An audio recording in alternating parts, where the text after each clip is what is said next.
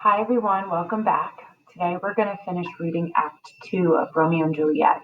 Yesterday we read Scene 5, where Juliet was at the start of the scene waiting to hear back from the nurse about whether or not she and Romeo would be married. And so she's kind of pacing back and forth and waiting in anticipation. And when the nurse finally does get back, she takes her sweet time relaying the information. So she doesn't get right to it, presumably to tease Juliet. Perhaps she had heard Juliet making fun of how old she was, but who knows? She does nevertheless tease her. Eventually, she does reveal that she is to get permission from her parents to go to confession, right? So she is going to be shrived, and there she will meet with Romeo to be married as well. Romeo, at the end of the scene, also gives the nurse instructions to wait behind the abbey wall so that he can send his man or his messenger to bring a ladder so that he can climb up into Juliet's bedroom so the two of them can consummate the marriage right after they've been married. So we are going to get into the wedding scene at the end of Act 2 here, which, as you know, is the rising action.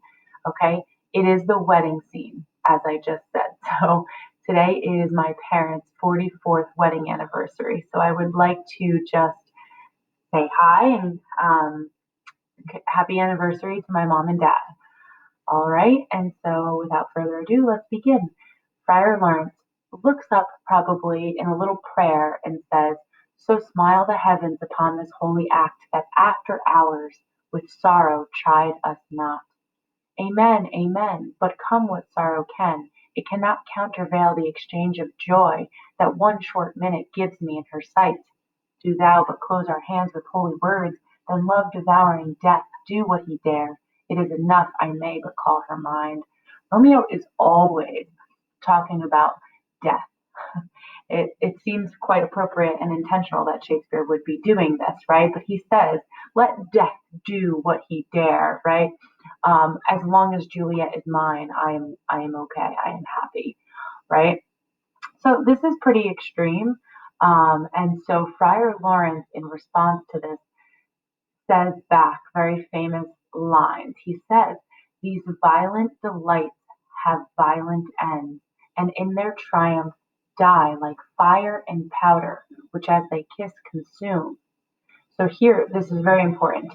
These violent delights, okay, are these extreme passions that Romeo is expressing, and Juliet as well. He's saying that these extreme passions have also extreme ends, right? They end in disaster, just like fire and powder, which as they kiss consume.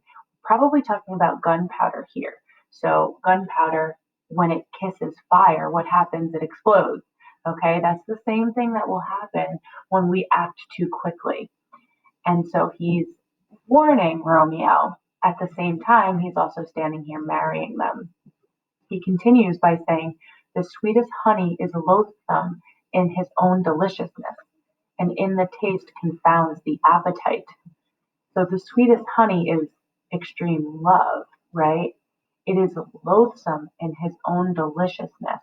So even the sweetest chocolate cake, if you have too much of it, what will happen? You'll get a very bad stomach ache. Okay? So that is what he is likening Romeo and Juliet's extreme love and passion here. Um, Therefore, he warns, love moderately, long love doth so, too swift arrives as tardy as too slow. And at that, now we have Juliet coming into Friar Lawrence's cell. Here comes the lady. Oh, so light of foot will never wear out the everlasting flint. A lover may bestride the gossamers that idles in the wanton summer air, and yet not fall, so light is vanity. Good eve to my ghostly father. Romeo shall thank thee, daughter, for both of us, for us both. As much to him, else is his thanks too much. Romeo to Juliet says, "Ah, Juliet, if thy measure of thy joy be heaped like mine, and that thy skill be more to blazon it than sweeten with thy breath this neighbor air, and let rich music's tongue unfold the imagined happiness that both receive in either by this dear encounter. So look back at that line that Romeo just read, okay? What is he saying? So if I do an ed puzzle, this is where I'm going to insert a question, okay? But now I'm going to get to an explanation of what he's saying. Juliet, if thy measure of thy joy be heaped like mine, in other words, if you're experiencing as much joy, right, if it be heaped in a pile as big as mine, okay, and that thy skill be more to blazon it, then sweeten with thy breath this neighbor air, and let rich music's tongue unfold the imagined happiness. He's saying, then say to me how much happiness you're experiencing right now in this moment, right? He wants to hear it. Reminds me of the 5 languages of love and how some of us need to hear that we're loved in order to feel it. Romeo here is saying that, okay? Juliet responds saying, conceit, more rich in matter than in words, brags of his substance, not of ornament. They are but beggars that can count their worth. But my true love is grown to such excess, I cannot sum up some of half my wealth. Juliet responds by saying she cannot put into words the happiness and her feelings here, okay? And to do so would maybe almost even be doing a disservice to the happiness that she is experiencing. The very last lines of this very quick scene, Friar Lawrence says, come with me, and we will make short work. For by your leaves you shall not stay alone till Holy Church incorporate 2 in 1. So how do you imagine Romeo and Juliet might have been reciting those lines to one another for him to have said, for by your leaves you shall not stay alone till Holy Church incorporate 2 to 1? Why might he have said that? In the more contemporary film adaptation, which I don't know that we are going to be able to watch now, but you would notice that the two of them are kind of all over each other, and Romeo and Friar Lawrence needs to separate them, right? So he is saying that I can't leave you two alone because we know what would happen. So let's get you two married, all right?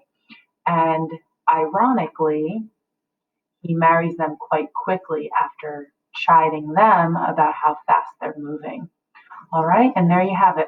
Act 2, Scene 6, right? And we finished Act 2.